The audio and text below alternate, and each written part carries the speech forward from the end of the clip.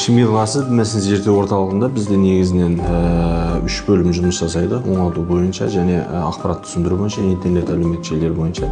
Дін істер комитеті тарапынан берілген индикатор нәтижелері бар. Сол индикатор бойынша біз толық жоспарда бекітілген нәтижелерге қол жеткіздік. Әртүрлі псевдо-салафилік немесе деструктивті діни ағым өкілдерінің лидерлері бар, басқалары бар. Олардың барлық жолдар бекітілгеннен кейін, жабылғаннан кейін көбінесе олар сол әлеуметтік желілерге басымдық беріп жатады. Жастарға келетін болсақ, жастар көп жағдайда лүпіл басады, немесе парақшасымен бөліседі. Бұрыннан тыйым салынған шетелдік уағызшылар бар, немесе орыс тіліне, арабшадан орыс тіліне аударылған уағыздар бар.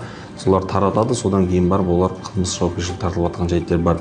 Біз енді мүмкіндігінше оқушылар, студенттермен айтып түсіндіруге тырысасың, бірақ адам психологиясында жалпы олар неғұрлым оны айтқан сайын соған ұмтылатын жайттар да бар да, немесе ол маған қатысы жоқ деп ойлайды. Әрине енді бір таратқан үшін, лүпіл басқан үшін қылмыссыз қозғалып кетпеуі мүмкін, бірақ дегенмен соларды көре беру арқылы, солар тыңдай беру арқылы псевдо дүниелер қалыптаса бастайды. Сөйтіп солардың ағымға кіріп кету қаупі жоғары.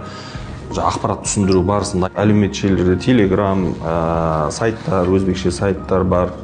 Соларды осы өзбек тілде имамдар бар, солардың уағыздары, видеороликтерін сол Telegram арқылы салып отырып, жаңағыдай түсіндірме жұмыстарын жүргізуге, ескертуге, заңдарды айтып түсіндіріп отырамыз.